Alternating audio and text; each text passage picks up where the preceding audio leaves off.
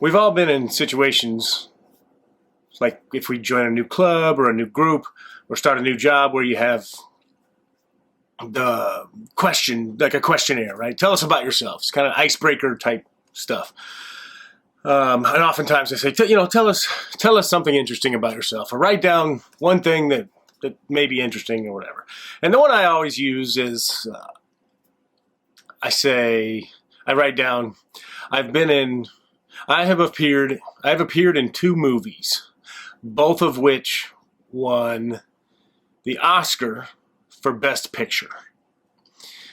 And it's a good icebreaker. People, I use other ones as well, but that's the one I use if I'm willing to talk about my little artsy side. Obviously there's other things and topics depending on the group or the job or the whatever. But anyway, I wanted to bring that up because I've actually been in 3 movies. But the third one, you can't see me. Well, you can't see my face. You can see my butt. But that's all that appeared. That's all that made it into the movie. So it's kind of hard to say that to point me out. And that I was talking about this the other day with somebody, and it reminded me of a fun story that I thought I would share. It was a movie called Old Dogs. Now, I don't know. I did a podcast a while back, and I talked about my favorite, goofy comedies, guilty pleasures. And I don't remember if I put the movie Wild Hogs in it. I should have if I didn't. And I'm going to do another one of those again soon and update the list because I've thought of a couple since that should be in it. So maybe I'll add to it and make it a top 20. But Wild Hogs is one of those movies, and it's got John Travolta, Tim Allen, Martin Lawrence, and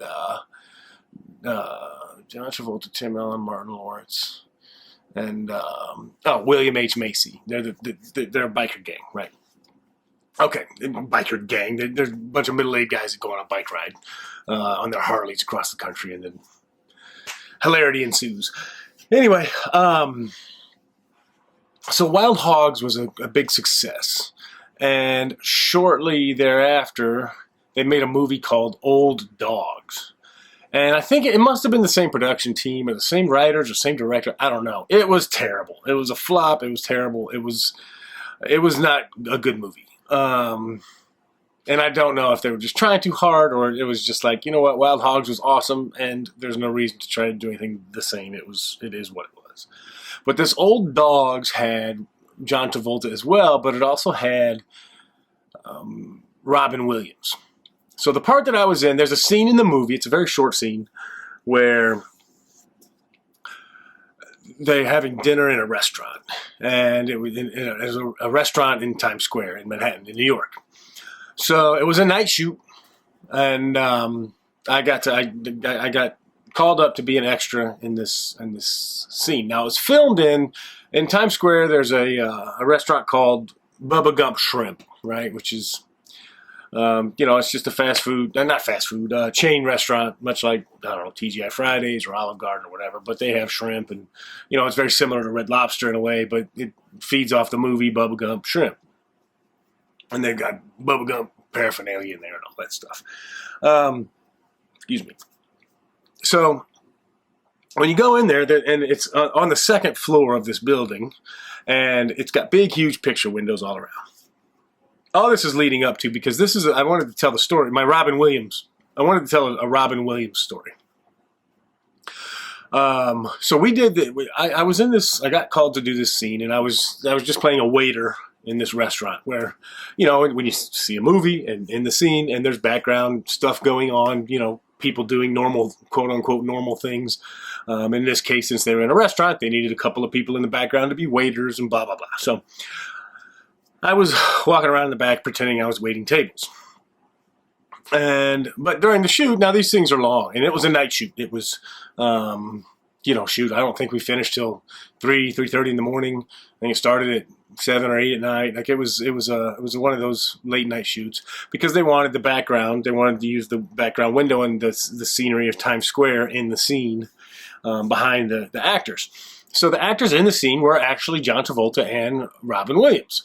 So that was pretty exciting. I get to go, and I'm on the set there, and I get to watch them work for the evening.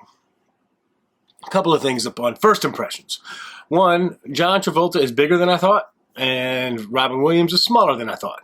I knew that Robin Williams wasn't very tall, but he was not a he was just a smaller man than I kind of expected. John Travolta was bigger than I thought. He was at least an inch, maybe 2 inches taller than me, and I mean he had shoulders like this dude. He's a big boy, and I don't mean fat by any means. He's just a big individual. So that was kind of cool. And then watching them, and they were so polite, so friendly. Like the set, when you get the right talent in there, that's not just miserable fucks that are, tired of being famous. It can be a lot of fun. So throughout, in between takes, of course, Robin Williams is doing his Robin Williams thing. There's always a joke and a comment, and he had everybody in stitches the whole time. Well, around 10:45 and 11 o'clock, 10:45, 11 o'clock, that's when the majority of the theater in Times Square, Broadway and off-Broadway, all that area, all of the theater goers have let out. And much of theater is attended by tourists, so they all have hotels and stuff in Times Square. Restaurants stay open late, post-theater dinner, snacks, those kinds of things. So, and then walking through Times Square, some of the shops are still open late. I think Foot Locker's still open, that kind of stuff. So, they go. So there's as the theater's let out, the Times Square fills up again with people. Well, you can see that there's a movie set going on. Now they had most of those windows covered, but there's a couple that are open because they were, like I said, they wanted to film the outside, the Times Square in the background. And they were changing the lighting, right? So changing the angles of the camera, same scene, but they do it with focusing on one actor. Even if they have 2 or 3 cameras, then they change all the lighting and the setup and do the same scene over. And they film it several different ways, just so that it looks right on screen, gets exactly what they want. So when in between, while they're doing a reset, the theater has just let out. There's quite a few people in Times Square kind of rolling by.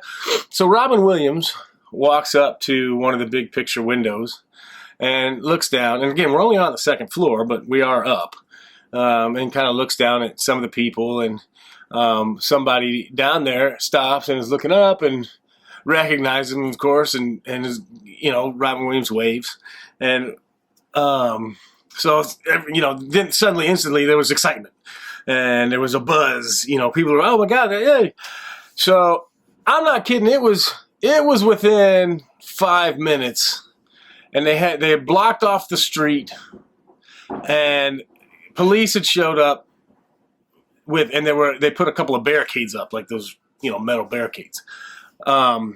Because there was 5, 6, 7, 8,000 people within a 5 to 10 minute, within 5 minutes, word had gotten out and everybody was flocking to this corner. It was like TRL back in the day when Britney Spears was on or something. Like it was just crazy. And this is 11 o'clock at night. So Robin Williams is standing there. John Travolta walks up next to him and they both kind of wave and the crowd's, oh my gosh, that's, look. Well, never one to miss an opportunity, I assume, is Robin Williams. And he decides to go into a show. And he did a 15-minute stand-up bit, silent. This man did a mime 15-minute comedy act, impromptu, in front of a crowd of people, through a window, down below on Times Square, and had everyone on our side dying. Down there, they were laughing and cheering and screaming too. But the inside, I mean, the whole staff, they were trying to reset the scene and shit. They were laughing too. They couldn't even do their work. He did everything from the goofy, walking down the steps where you disappear from the view to the, I don't know. I mean, I can't even remember what they were. All I remember sitting there thinking is that this was 10 to 15 minutes of gold. This will never be repeated. It wasn't recorded. It's nowhere to be found.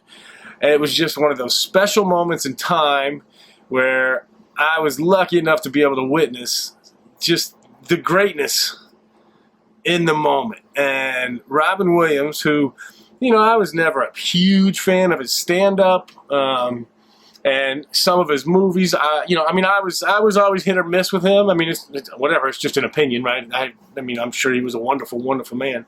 I didn't know him personally. I didn't even get to talk to him on the set. We stood next to each other a time or two, but he was busy and engaging in what he needed to be doing. Same with John Travolta, which is the only reason I even can attest to their size, because I was standing right next to him. But but I thought that it was the coolest thing to watch Robin Williams do this stand-up slash mime routine. And that was it. I mean, and that's the story, really. I don't really have much. I just wanted to get something out there for you guys, tell another fun story, a New York story, an experience that I was lucky enough to have regarding Robin Williams. I don't know why he's been on my mind lately. I must have saw him on TV or something recently. But it was really, really cool. And if you watch the movie, you'll see the scene I was in, but it's only a minute or two long, and you'll see my butt walk by in the in the camera. I'm in khaki pants, so it was a nice butt. Anyway, that's this week's podcast. Hope you're having a wonderful beginning to the autumn season, and hope you're enjoying some football along with it. Take care, and eat healthy, and cherish your time. Talk to you soon. Peace.